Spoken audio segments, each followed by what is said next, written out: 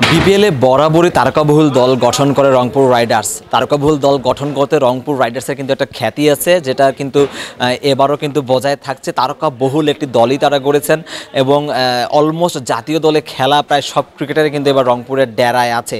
So Rangpur রাইডার্সের দিকে কিন্তু সবারই চোখ থাকবে তাদের মাঠের পারফরমেন্সের দিকে এবং মাঠের বাইরে তাদের যদি আমরা স্কোয়াডটা পর্যালোচনা করি, আজকের অকশনে কোন প্লেয়ারদেরকে তারা কিনলেন এবং সরাসরি চুক্তিতে তাদেরকে কিনেছেন, ওভারঅল রংপুরের স্কোয়াডটা কেমন হলো সেটা নিয়ে যদি আমি একটু আলোকপাত করি। রংপুর কিন্তু সরাসরি চুক্তিতে নুরুল হাসান সোহান এবং মুস্তাফিজুর রহমানকে তারা দলভুক্ত করেছিল দেশি কোটায়, এবং আমি যদি বিদেশি কোটায় বলি তারা কিন্তু খাজা নাফে গতবার চিটাগাংয়ে খেলেছেন এবং দুর্দান্ত ক্রিকেট খেলেছিলেন, তাকে কিন্তু তারা সরাসরি চুক্তিতে দলভুক্ত করেছে। সেই সাথে কিন্তু সুফিয়ান মুকিমকে তারা দলভুক্ত করেছে, যিনি কিন্তু এবার ইমার্জিং এশিয়া কাপে কিন্তু দুর্দান্ত বোলিং করেছেন। বাংলাদেশ ফাইনালে যেই বোলারটার কাছেই মূলত হেরেছে সেটা কিন্তু সুফিয়ান মুকিম, এবং সেমিফাইনালেও আমরা দেখেছি সুফিয়ান মুকিম দুর্দান্ত বোলিং করেছেন। ভারতের এগেনস্টেও আমরা দেখেছি যে তাকে দুর্দান্ত স্পেল করতে, তো তিনি কিন্তু এবার রংপুর রাইডার্সের ডেরায় থাকছেন। এবার যদি আমি নিলামের কথা বলি, এবার নিলাম থেকে রংপুর প্রথম যে ক্রিকেটারটাকে কিনেছেন তিনি হচ্ছেন জাতীয় দলের টি-20 অধিনায়ক লিটন কুমার দাস।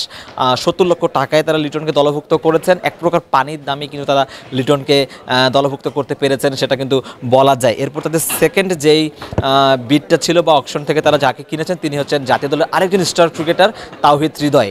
তাওহিদ হৃদয়কে কিন্তু নিতে কিন্তু তাদের 92 লক্ষ টাকা খরচ করতে হয়েছে। লিটনকে পানির দামে পেলেও তাওহিদ হৃদয়ের পেছনে কিন্তু তাদেরকে একটু বেশি খরচ করতে হয়েছে।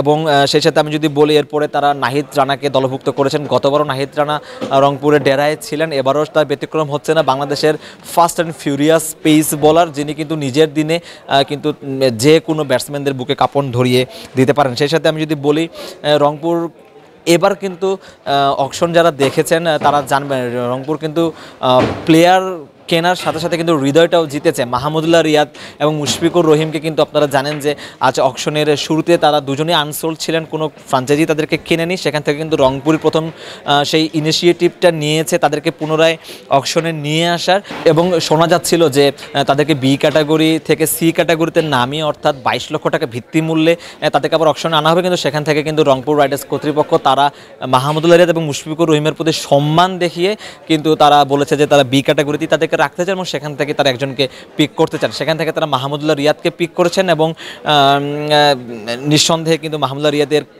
বয়স হয়তো হয়েছে, মাহমুদুল্লাহ রিয়াদ হয়তো ইন্টারন্যাশনাল ক্রিকেটটা ছেড়েছেন, কিন্তু মাহমুদুল্লাহ রিয়াদ আসলে তার নিজের দিনে কী করতে পারেন সেটা আসলে নতুন করে বলার কিছু নেই। এবং নুরুল হাসান সোহান আজ কথা বলেছিলেন গণমাধ্যম কর্মীদের সঙ্গে, সেখানে তাকে প্রশ্ন করা হয়েছিল যে লিটন কুমার দাস নাকি আপনি কে উইকেট কিপিংটা করছেন বা কে অধিনায়কত্বটা করছেন। সেখানে কিন্তু সোহান কিন্তু বলেছেন যে তিনি বা লিটন কেউই আসলে তাদের দলের অধিনায়ক না, তাদের অধিনায়ক হবেন মাহমুদুল্লাহ রিয়াদ। এই সম্মানটুকু তারা দেখিয়েছেন এবং সোহান বলছিলেন যে তিনি নিজেকে সম্মানিত বোধ করছেন মাহমুদুল্লাহ রিয়াদের সাথে একই দলে খেলতে পারবেন সেজন্য।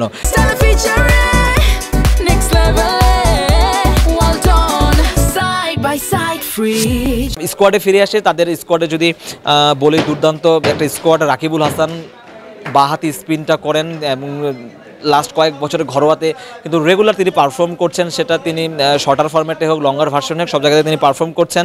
আলিস আল ইসলাম রহস্যময় বোলার, বাংলাদেশের একমাত্র যদি বলি যে রহস্য স্পিনার সেটা আলিস আল ইসলাম, তিনি কিন্তু এবার রংপুরে ডেরা রয়েছেন। সেই সাথে কিন্তু যদি আমি বলি যে মৃত্যুঞ্জয় চৌধুরী ইয়াং প্রসপেক্ট, তিনিও কিন্তু দুর্দান্ত বোলিং করেন। সো সব মিলিয়ে যদি আমি বলি যে রংপুরের ইনক্লুশনটা দারুণ হয়েছে এবং রংপুরের কাছে কিন্তু বেশ ভারী অঙ্কের কিন্তু টাকা এখনও রয়েছে। তো সেখান থেকে কিন্তু তারা কিন্তু বিদেশি ক্রিকেটার কেনার সুযোগ থাকছে এবং রংপুর সবসময় ভালো ভালো বিদেশি নিয়ে আসে।